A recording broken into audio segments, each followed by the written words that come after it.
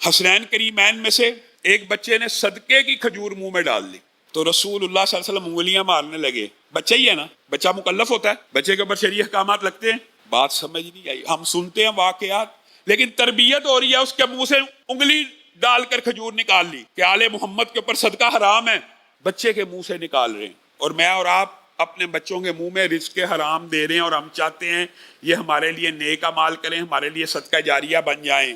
حرام مال سے حضرت عمر کہتے ہیں حرام ہمارے دور میں نا سمجھانے کے لیے, ایک مال کے اگر 10 حصے ہوتے تھے نا, 10 حصے, تو ایک حصہ حرام کا اور 9 حصے حلال کمائی کے ہوتے تھے, تو ہم ان 10 کے 10 کو حرام سمجھتے تھے. 9 حصے حلال کمائی کے ہوتے تھے, ایک حصہ حرام کا, تو ہم ان 10 کے 10 حصوں کو حرام سمجھا کرتے تھے.